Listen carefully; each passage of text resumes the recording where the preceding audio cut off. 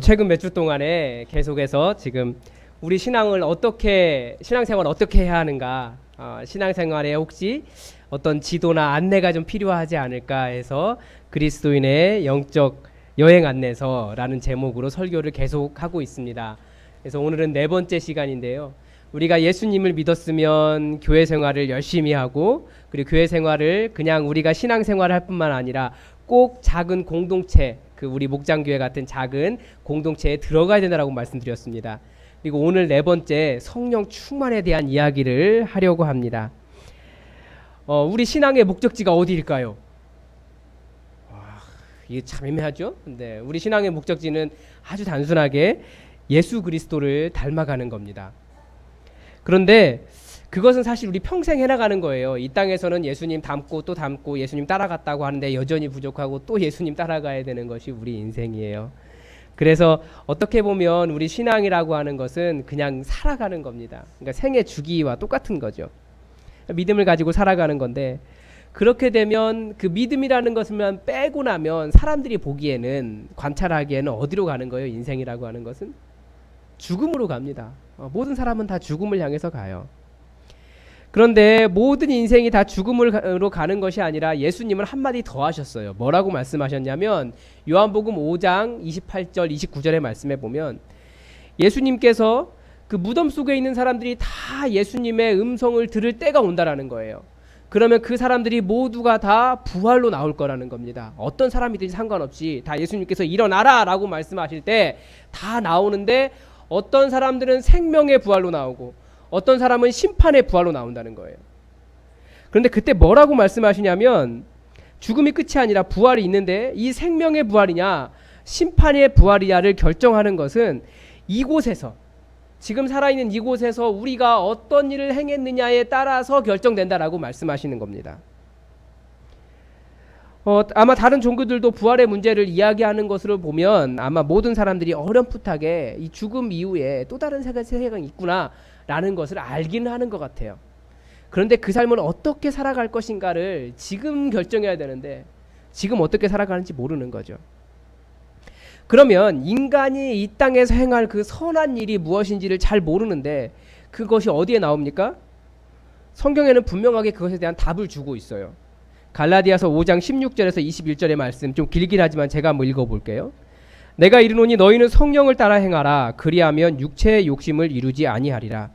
육체의 소욕은 성령을 거스르고 성령은 육체를 거스르나니 이 둘이 서로 대적하므로 너희가 원하는 것을 하지 못하게 하려 함이니라. 너희가 만일 성령의 인도하시는 바가 되면 율법 아래에 있지 아니하리라. 육체의 일은 분명하니 곧 음행과 더러운 것과 호색과 우상숭배와 주술과 원수 맺는 것과 분쟁과 시기와 분냄과 당 짓는 것과 분열함과 이단과 투기와 술취함과 방탕함과 또 그와 같은 것들이라.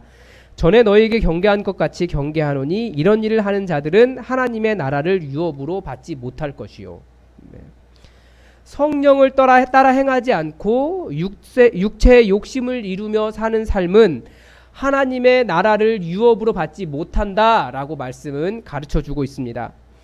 그러니까 추상적인 이야기가 아니라 구체적으로 우리 삶의 일상에서 이루어지고 있는 문제들입니다.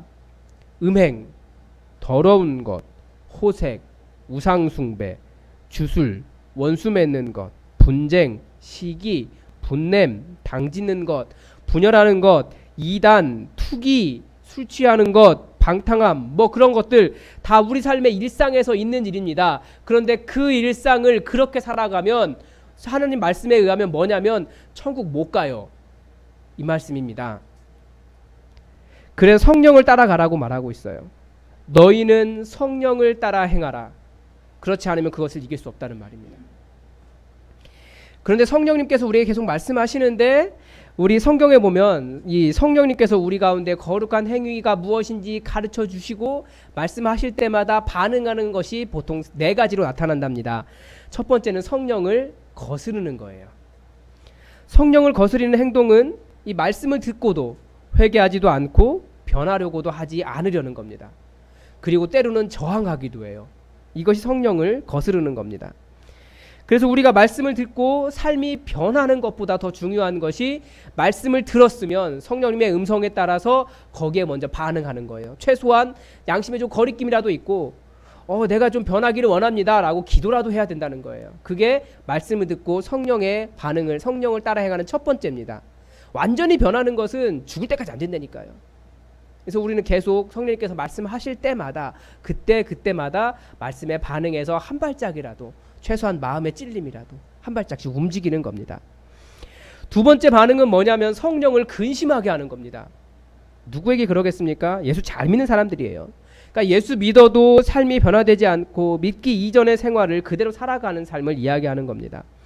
그래서 에베소서 4장 29절에 보면 여전히 예수 믿는데 입은 계속 더러운 말을 해요. 그 마음속에 더러운 말이 있기 때문에 더러운 말을 하는 거죠. 그리고 다른 사람을 세워주지 않는 겁니다. 지난주에 우리가 말씀에서 보았던 것처럼 우리는 이 그리스도의 집, 이 교회, 목장, 그 목장을 교회로 세워나가야 하는 사명이 있는데 그런 것들을 하지 않는 삶이 바로 성령님을 근심하게 하는 삶입니다. 세 번째는 데살로니가전서 5장 19절에 성령을 소멸하지 말라고 말씀하고 있어요. 그러니까 성령도 소멸될 수 있어요. 어떻게 하면 성령이 소멸되겠습니까? 계속해서 말씀을 통해서 성령님께서 말씀하시고 때로는 우리 삶의 문제에 있어서 그거 아니야 라고 말씀하시는데 전혀 들으려고도 하지 않고 반대로 자기 마음대로 행하고 살아가면 성령님도 말하다가 지치시는 것 같아요. 그래서 결국 우리 마음이 냉랭하게 되고 우리 귀는 점점 성령님에 예민해지지 않고 마음이 딱딱하게 굳어지고 결국 믿음에서 멀어지게 되는 겁니다. 이렇게 되면 성령님이 소멸되는 거예요. 마지막 네 번째는 성령으로 충만하라고 명령하십니다. 성령 충만하는 거예요. 우리 질문이 이거죠. 우리가 어떻게 하면 성령에 충만해질 수 있는가? 우리 매일 고민 아닙니까? 그런데 성령에 충만해진다라고 하는 것이 차원이 두 가지가 있어요. 하나는 개인적인 차원이고요. 하나는 공동체적인 차원이에요. 지금까지 우리가 성령 충만하다라고 하는 것을 어디서 배웠습니까? 개인적인 부분이에요. 그래서 우리가 성령 충만하기 위해서 기도원 가가지고 이러고 불로 이야기하고 뭐 이렇게 기도 딱 시작하면 방언으로 갑자기 랄랄랄랄 이렇게 그 기도를 해야 성령 충만한가 보다라고 생각하는데 그것도 맞는 말이고요. 그런데 성경은 다른 이야기도 한다라는 거예요. 개인적인 것만 있는 게 아니에요.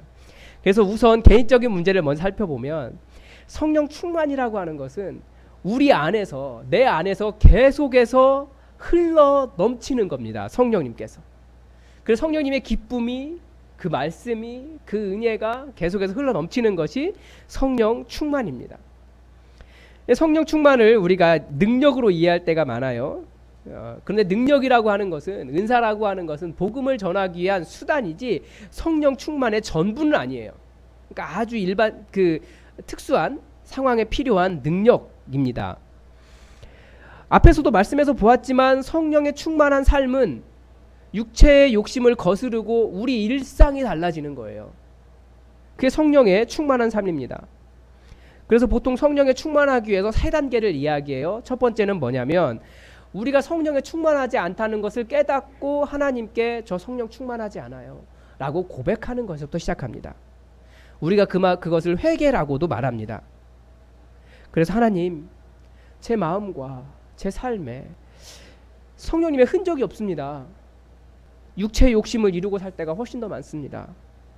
음행하고 색을 좋아하고 우상 숭배하고 원수를 맺고 싸우고 투기하며 분노하고 이단적인 생각을 하고 술 취하며 방탕합니다. 그런 자신의 상태를 먼저 고백하는 것이 시작하는 거예요. 나에게 성령님이 없습니다. 그리고 두 번째는 그러면 성령님께서 나를 채워주시도록 구하는 겁니다. 누가복음 11장 13절에서 너희가 악할지라도 좋은 것을 자식에게 줄 알거든 하물며 너희 하늘 아버지께서 구하는 자에게 성령을 주시지 않겠느냐라고 말씀하고 계세요. 즉 자신이 성령을 따라가는 삶이 없다면 성령을 구하십시오. 구하는 자에게 주시겠다고 약속하신 것이 성령이에요. 이 땅에서 가장 좋은 것이기 때문에 우리 하나님께서 구하는 자에게 성령을 주시겠다라고 말씀하셨어요. 그래서 구하는 자에게 주십니다. 그렇기 때문에 세 번째는 성령을 주시면 받는 거죠. 그냥 받는 거예요. 그래서 성령님께 사실은 그렇게 구하고 나면 계속해서 우리에게 말씀하세요. 말씀하시는데 우리가 그 말씀을 들었음에도 여전히 육체의 욕심을 따라 살기 때문에 성령으로 채워지지 않는 겁니다. 그래서 다시 보면 이미 우리가 믿을 때 예수님은, 우리 성령님은 우리 가운데 와 계십니다. 그 말은 무슨 말이냐면 지금 이곳에도 주의 성령이 와 계시다라는 말이에요. 문제는 뭡니까? 다 같이 예배를 드렸는데, 다 같이 기도를 했는데 모두가 성령 충만한 것이 아니라 이상하게 군데군데 부분적으로 그런 사람들만 성령 충만해서 돌아가더라는 거예요. 왜 그럴까요? 우리가 이 문제를 생각해 봐야 되는 거죠. 왜 계속해서 우리는 이곳 가운데 성령이 와 계시는데 우리는 성령이 충만해지지 않고 여전히 계속해서 그대로 공중권세 잡은 자의 영향력 아래 왜 그것을 따라가냐는 겁니다. 그래서 성령님의 충만함에 대한 이미지를 그릴 때 한번 이런 이미지를 생각해 보면 좋을 것 같아요. 제가 찾아보니까 2001년도 영화던데요. 그 교회에서 불교 얘기 하는데 닮아야 놀자라고 하는 영화가 있었어요. 아마 고개를 끄덕끄덕 하시는 분의 연령대를 알 수 있는 겁니다. 네, 전혀 이게 무슨 말이지? 라고 생각하는 분들도 계시는데 2001년도니까요. 그 절에 조폭들이 숨어서 들어간 겁니다. 잠깐 피해서 도망간 거죠. 그런데 절에 그 조폭들이 와 있으니까 우리 스님들께서 마음이 불편하셨어요. 그래서 큰 스님에게 저 사람 좀 내보내달라고 요청을 하는데, 그러면 둘이 시합을 해서 이기면, 너네들이 이기면 내보내주겠다라고 해서 그 시합 중에 하나 나오는 이야기입니다. 뭐냐면 이렇게 커다란 다라 있잖아요. 김장 이렇게 담아놓는 거. 예. 거기 커다란 고무 다라에 구멍을 뚫어놓고 물을 채우는 시합을 한 거예요. 그래서 두 개를 갖다 놓고 이제 연못에서 물을 떠가지고 채워 넣는 거죠. 스님들이 열심히 떠날랐어요. 그런데 여기에 구멍이 나 있으니까 안 채워지겠죠. 조폭들도 열심히 떠날랐습니다. 역시 안 채워졌습니다. 조폭들의 특징이 뭐예요? 승질이잖아요. 그래서 승질나니까 들어가지고 연못에 갖다 던졌어요. 그랬더니 채워진 거죠. 그래서 야, 이게 이제 또 성령님이 채워지는 것이 그런 거다라고 생각을 하는데, 그런데 한 가지 거기서 보여주지 못한 게 있어요. 뭐냐면 우리가 보니까 다라에 꼭 빈 다라만 쓰는 건 아니더라고요. 우리 사람이라고 하는 다라는 비어있지 않아요. 계속 뭐가 채워져 있어요. 만약에 그 다라가 그 구멍이 나 있고 연못 속에 던진다고 해도 그 다라에 딴 것이 채워져 있다면, 예를 들어 돌덩이 가득 채워져 있다면, 예를 들어 시멘트가 가득 채워져 있다면, 아니면 김장이 들어있어서 김치가 가득 채워져 있다면 아무리 연못 속에 던져 넣어도 그것은 채워지지 않아요. 무슨 말이냐면 우리 가운데 지금 성령님께서 가득히 임재해 계세요. 느껴지십니까? 네, 성령님이 이렇게 이 안에 가득 채워서 계세요. 그런데 내 안에 계속해서 육체의 소욕으로 가득 차 있다면, 육체의 욕망으로 가득 차 있다면 성령님은 내 안에 채워질 수 없다라는 거예요. 그래서 우리가 교회에 나오지만 성령님의 충만할 수 있도록 이곳에 성령님께서 임하여 계시지만 내 안에 육체의 욕망이 가득 채워져 있다라는 거예요. 내가 육체의 욕망이 가득 차 있다고요? 저는 거룩한 것 같은데? 언제 알 수 있습니까? 내 안에 채워져 있는 욕망은 내 안에 채워져 있기 때문에 내 속에서 흘러나오게 되어 있어요. 성령 충만하면 성령님의 그 기쁨이 내 안에서 흘러나오듯이 내 안에 채워져 있는 욕망이 계속해서 내 안에서 흘러나오게 되어 있습니다. 그래서 우리가 때로는 많은 욕망들을 가지고 있죠. 언제 아냐면 눈을 딱 감아보면 알아요. 제일 먼저 떠오르는 이미지가 무엇입니까? 제가 아로니아를 한번 따라간 적이 있어요. 네, 아로니아를 따라갔더니 눈만 감으면 다 아로니아예요. 제 안에는 아로니아만 채워져 있었던 거예요. 제 눈만 감으면 예수님이 딱 보였으면 좋겠는데, 그게 우리 욕망이라는 거예요. 그래서 잘 보면 사람에게는 자신을 자랑하고 싶어하는 마음도 있고, 높아지려고 하는 마음도 있고, 부자가 되려는 욕망도 있고, 예뻐지고 싶어하는 마음도 있고, 유명해지려고도 하고, 사랑을 받고도 싶고, 먹을 것에 대한 욕망도 가득 차 있고, 많은 욕망들이 내 속에 있습니다. 욕망이라고 하는 것은 그냥 단순히 인간이 살아가는데 필요한 정도를 이야기하는 것이 아니라 훨씬 더 과도한 거예요. 화를 낼 수 있죠. 그러나 분노하는 건 또 다른 이야기잖아요. 예뻐지려고 하는 것 모든 사람 다 똑같아요. 다른 사람에게 인정받고 싶어하는 것 다 똑같아요. 그러나 그것이 과도해지면 욕망이 되는 거예요. 그러면서 성령님이 내 안에 채워질 수 없게 됩니다. 그래서 계속해서 인간이기 때문에 이런 것들이 확실히 다 비워질 수는 없어요. 그러나 그래서 그런 것들을 이겨낼 수 있도록 성령님께 기도하면서 성령님께서 조금씩 내 안에 더 많은 공간을 차지하시고 성령님께서 조금씩 내 안에 욕망을 밀어내시고 더 이상 그런 것들에 우리가 유혹되지 않고 미혹되지 않고 내 안에 성령님의 기쁨이 흘러나올 때까지 계속해서 우리는 기도하고 성령님으로 채워가는 겁니다. 이것이 개인적인 문제에서 성령에 충만한 겁니다. 그리고 오늘 본문은 성령 충만에 대해서 또 다른 중요한 문제를 다루고 있어요. 이 공동체와의 관계입니다. 왜냐하면 성령님은 공동체의 영이세요. 우리 모두를 하나 되게 하시려고 부르신 영이, 하나 되게 하시는 영이 성령님이시기 때문에 그렇습니다. 첫 번째는 뭐냐면 성령 충만은 공동체 안으로 초대될 때, 공동체 안으로 들어올 때 사람 속에 임하시는 영입니다. 그래서 오늘 본문 속에서 보면 아직 바울이 사울일 때의 이야기예요. 이 사울이 원래 하던 일이 뭐냐면 예수 믿는 사람들을 잡아다가 옥에 가두는 일을 하는 사람이었습니다. 그리고 이번에도 이 예수쟁이들을 잡아다가 잡으려고 다메섹으로 가는 도중에 하늘에서 큰 빛이 임하고 그 빛 때문에 눈이 멀어버렸어요. 그리고 예수님께서 말씀하셨어요. 사울아 사울아 네가 어찌하여 나를 이렇게 핍박하느냐 라는 말과 함께 그가 더 이상 앞을 보지 못하게 된 겁니다. 다른 사람이 손 잡아 이끌어서 다메섹에 가서 사흘 동안 보지도 못하고 먹지도 못하고 그런 상태에서 유다의 집에서 기도를 하고 있었습니다. 그런데 그렇게 기도할 때 아나니아라고 하는 또 다른 제자가 와서 너에게 안수해주면 너의 눈이 보이게 될 것이다 라고 하는 환상을 보았습니다. 자, 우리가 생각해보면 이 사울이라고 하는 사람이 기도도 열심히 하는 사람이었어요. 심지어는 환상도 봤어요. 그런데 성령에 충만하지 않았습니까? 충만했습니까? 안 한 거예요. 말씀은 뭐라고 이야기하냐면 아나니아가 바울에게 기도하러 와서 바울에게 이렇게 말합니다. 형제 사울아, 주 곧 내가 오는 길에서 나타나셨던 예수께서 나를 보내어 너로 다시 보게 하시고 성령으로 충만하게 하신다. 체험이 성령 충만을 의미하지 않아요. 성령 충만이라고 하는 것은 지금 이 아나니아가 이 사울에게 뭐라고 이야기하냐면 형제 사울아 라고 하면서 사울을 그 예수 믿는 사람을 잡아가던 그 사울을 자기의 교회 공동체 안으로 초청하고 이끌어온 것입니다. 그리고 나서 연결되어서 하나님의 영으로 충만하게 하신다라고 말씀하시는 거예요.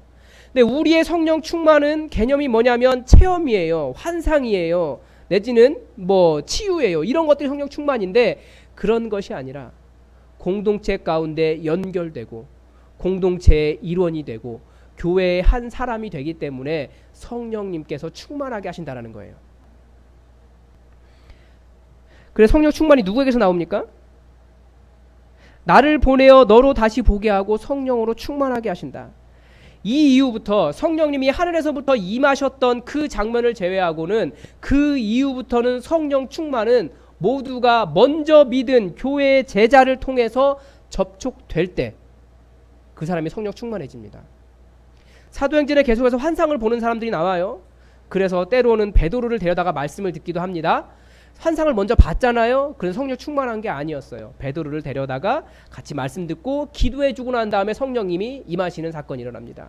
계속해서 체험은 있지만 성령 충만한 것은 공동체에 연결될 때, 교회의 일원이 될 때, 그 공동체로 들어올 때 초청된 사람이 성령 충만하게 되는 거예요.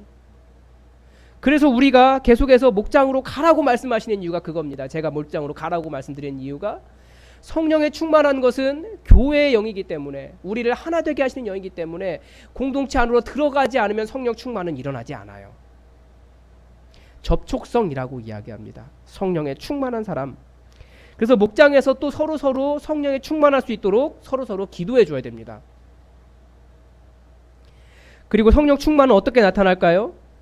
이 고린도전서 12장 7절의 말씀에 보면 각 사람에게 성령을 나타내심은 유익하게 하려 하심이라 라고 말씀하고 있습니다. 이 성령님이 나타나신 것을 뭐라고 이야기하냐면 그 흔적을 은사라고 이야기합니다. 근데 우리도 역시 은사라고 하면 또다시 이 성령의 신령한 은사만을 생각해요. 그것도 맞아요. 방언의 은사나 통변의 은사나 치유의 은사나 예언이나 뭐 많은 은사들이 있습니다. 그런데 이런 모든 은사들은 공동체를 섬기라고 주셨다라는 거예요. 그래서 너희를 유익하게 하려 하심이라. 성령님이 나타나심은 유익하게 하려 하십니다. 공동체가 하나 되고 서로 섬길 수 있도록 주신 거라는 거예요. 그래서 고린도 교회가 사도 바울에게 혼난 이유가 그거예요. 그래, 너희 방언도 한다, 너희 통변도 한다, 그래, 많은 은사도 있다. 그런데 너희 공동체가 교회냐? 너희 고린도 교회를 보니까 이게 어떻게 교회의 모습이냐라고 화를 내면서 야단을 쳤어요. 죄가 너무 많고요. 심지어 음란도 가득하고요. 어느 정도의 음란이었었냐면 자기 어머니와 결혼한 아들이 있을 정도였어요. 그게 어떻게 교회냐는 거예요. 그러면 너희의 방언함이 무슨 유익이며 너희의 통변이 무슨 유익이며 너희의 예언이 무슨 유익이냐는 거예요. 성령님의 나타나심은 유익하게 하려 하심이라. 즉 공동체가 서로 섬기고 하나 되고 그 교회가 교회되기 위해서 주어진 것이 성령님의 은사라는 겁니다. 그래서 우리도 은사를 달라고 기도해야 됩니다. 많은 은사를 기도하십시오. 그래서 공동체 안으로 들어오면 하나님께서 항상 은사를 주세요. 그런데 그 은사는 언제 알 수 있습니까? 공동체 안으로 들어와서 섬겨봐야지 알 수 있는 거예요.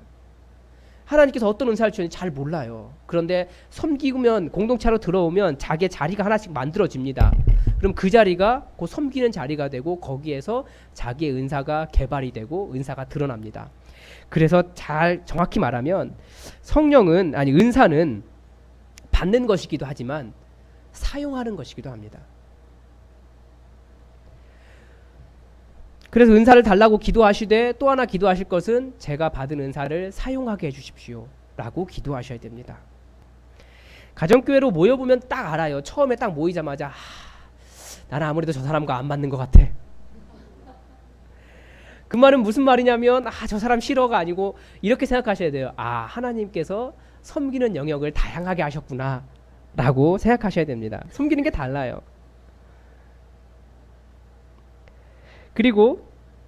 그래서 은사를 달라고 기도할 때 그 사람이 그 받은 은사를 제대로 그 자리에 사용하지 않으면 그러면 그 일은 빵꾸가 나게 되어 있어요. 교회는. 현장 용어가 너무 세죠. 그래서 이 은사가 항상 저는 고민이 돼요. 왜 그러냐면 제가 가장 교회에서 힘들었던 건 뭐냐면 찬양 인도할 때 항상 드럼이 제일 힘들었어요. 왜냐하면 드럼은 대부분 그 특수 능력 아닙니까? 그러니까 유급 직원을 사용한단 말이에요. 유급으로 돈을 받고. 근데 요즘 젊은 세대는 어떠냐면 돈 받은 대로 일합니다. 그래서 교회도 예배 섬기는 시간도 딱 정해진 것만 하고 딱딱해요. 웃지도 않고. 사실 찬양할 때 같이 찬양을 해주면 좋은데 찬양하는 마음이 아니기 때문에 계속 신경이 쓰여요. 그러면 그건 섬기는 거 아니에요. 그래서 우리가 가지고 있는 재능을, 자기의 은사를 자기 있는 곳에서 기쁨으로 잘 사용하셔야 그것이 유익이 될 수 있습니다. 또 그렇지만 사람에게 또 그냥 일반적인 재능이 있어요. 성령님께서 주시는 은사 말고. 그래서 오늘 본문에서 보면 주께서 아나니아에게 바울을 찾아가서 그에게 안수해서 다시 보게 하라라고 하는 명령을 하셨습니다. 그때 아나니아의 반응이, 가장 먼저 나온 반응이 뭡니까? 하나님, 이 사람 제가 들었는데 예루살렘에서 많은 성도들에게 해를 끼쳤고, 그리고 지금 다메섹에 와 있는 이유도 주의 이름을 부르는 모든 사람을 결박해서 옥에 가두기 위해서 온 사람 아닙니까? 그래도 가야 됩니까? 아나니아가 무슨 말한 거냐면, 저 너무 곤란해요. 저 그 사람에게 가고 싶지 않아요. 그 사람은 어떻게 우리 공동체의 사람으로 받아들일 수 있습니까? 라고 말한 겁니다. 그러나 주님은 아나니아에게 가라. 이 사람은 내 이름을 이방인과 임금들과 이스라엘 자손들에게 전하기 위하여 택한 나의 그릇이라 라고 말씀하셨습니다. 우리가 목장에 들어가 보면, 공동체 속에 들어가 보면 곤란한 문제를 가진 사람들이 있어요. 내지는 곤란한 사람들이 있어요. 그렇지만 우리가 잘 생각해 봐야 될 것은, 주님께서 그 사람을 거기에 두셨다라고 하는 이유는 그 사람도 하나님 나라를 위해서 택한 그릇이라는 겁니다. 그래서 그 사람이 목장에 있는 거예요. 우리의 책임은 그 사람을 성령 충만케 해서 또 다른 제자로 세우고 그 사람을 도와서 제자가 되게 하고 또 다른 제자로서 또 다른 제자를 세울 수 있는 사람을 만드는 것이 먼저 그리스도인의 제자된 자의 사명입니다. 그런데 고린도전서 14장 1절은 그 모든 것을 할 때 사랑을 추구하며 신령한 것을 사모하라 라고 말씀하세요. 은사를 사용하는 이유가 뭡니까? 사랑이라고 하는 마음 때문에 그렇습니다. 동기가 사랑이면 우리는 그 은사가 성령님으로부터 온 은사라는 것을 알 수 있습니다. 아무리 잘 섬겨도 그 사람의 마음 가운데 사랑이 없다면 그것은 하늘로부터 오는 은사가 아니고 그냥 그 사람의 재능일 뿐입니다. 고린도전서 13장에서 사랑에 대한 것을 다 이야기해요. 모든 것이 다 사랑에서 흘러나와야 한다는 것을 강조하고 난 이후에 사랑을 추구하고 신령한 것을 사모하라 라고 말한 겁니다. 사랑이 없으면 모든 것이 헛된 겁니다. 그래서 우리 공동체 속에서 섬기는 것은 다 사랑 때문에 섬기는 겁니다. 그래서 목장에서 정말 다루기 곤란한 문제가 있는 사람을 만날 때가 있다 그랬잖아요. 그때 우리의 반응은 두 가지예요. 하나는 난 도저히 저 사람하고 함께 못해 라고 거절하는 거고요. 또 하나는 그 사람도 그래도 우리 공동체 일원이기 때문에 내가 어떻게든지 같이 도와서 혼자 못하기 때문에 목원 전체가 다 함께해서 세우려고 살리려고 노력하는 것이 목장입니다. 근데 만약에 그 사람이 내가 그런 사람을 보고 나는 저 사람과 관여하고 싶지 않아, 나는 관계없어 라고 한다면 그 목장의 문제는 두 개가 되는 거예요. 누굽니까? 하나는 그 문제가 있는 그 사람이고요. 또 하나는 그 사랑 없는 그 사람이 문제라는 거예요. 우리는 또 다른 그리스도로 부르심을 받았습니다. 그래서 우리의 목표는 그리스도의 삶을 실천하는 겁니다. 그래서 가끔씩 그리스도의 삶을 실천하기 위해서 세상을 구원하겠다고 하는 사람들도 있어요. 세상의 모든 것을 바꿔보겠다고 슈퍼맨이 되신 분들이 있죠. 물론 틀린 말도 아니에요. 우리는 세상의 사회적인 문제나 이런 것에 관심을 가지고 거기에 참여를 해야 됩니다. 그러나 첫 번째로 예수님께서 우리를 부르신 이유는 이 교회 공동체가 온전한 그리스도의 몸이 되기를 먼저 원하셨다는 것을 기억하셔야 됩니다. 우리의 주인, 우리의 그리스도가 누구입니까? 예수님이에요. 그래서 우리는 예수님 따라가는 사람이에요. 우리의 머리 되신, 우리 교회의 머리 되신 분이 예수님이기 때문에 예수님 따라갑니다. 그런데 세상은 끊임없이 너희의 그리스도가 예수가 아니라 대통령이다, 직장 상사다, 어떤 이념이다, 이런 가치 체계다, 세상 계속해서 이야기해요. 그때마다 우리가 뭐라고 해야 됩니까? 우리의 그리스도는 예수님밖에 없다 라고 말하며 예수님 따라가는 겁니다. 그래서 교회가 끊임없이 그리스도의 몸을 이루기 위해서 참여하고 자기 은사를 사용하고 섬기며 하나가 되어가는 겁니다. 또 우리 공동체에서 아직도 그리스도인으로 제대로 서지 못한 사람을 볼 때 그 문제를 해결하라고 그리스도의 대리자로 세운 사람들이 바로 우리들입니다. 그래서 우리에게 성령의 은사를 부어주시는 겁니다. 제가 말씀의 은사를 구하는 이유가 무엇이겠습니까? 이 공동체 앞에 서서 계속해서 말씀을 전하는 사람이에요. 그렇기 때문에 저는 말씀의 은사를 계속해서 구합니다. 어떤 사람은 글을 잘 쓸 수 있어요. 그 사람이 그것이 은사예요. 그러면 글을 써서 교회를 섬기는 겁니다. 어떤 사람은 잘 대접할 수도 있어요. 또 어떤 사람은 돈이 많기도 해요. 그것도 은사입니다. 잘 섬길 수 있어요. 사랑으로. 어떤 사람은 다른 사람을 잘 챙겨요. 그리고 어떤 사람은 노래를 잘할 수도 있고요. 어떤 사람은 행정력도 있을 수 있고요. 어떤 사람은 기계도 잘 다룹니다. 어떤 사람은 너무나 다 다양한 은사들을 가지고 있습니다. 그리고 그것을 사용해야 교회가 하나가 될 수 있습니다. 교회가 그리스도의 몸으로 세워질 수 있습니다. 그렇지만 사랑하지 않으면 자기 자랑이 되고요. 사랑하지 않으면 자기 명예가 되고요. 사랑하지 않으면 자기 의가 되고요. 사랑하지 않으면 다른 사람을 짓밟고 위에 올라가려고 합니다. 그래서 우리는 사랑으로 섬기는 사람들입니다. 성령님께서 은사를 주시지 않은 사람은 아무도 없다는 것을 꼭 기억하십시오. 성령님께서는 나에게 어떤 은사를 주셨을까도 한번 생각해 보십시오. 그리고 나는 목장 속에 들어가서 혹은 공동체 속에 들어가서 어디에 있는지 그리고 무엇을 섬기고 있는지 한번 돌아보시기 바랍니다. 그리고 그렇게 은사를 사용하고 있으면 내 안에 있는 내 육체의 소욕보다 하나님께서 나를 성령의 도구로 사용하시는 겁니다.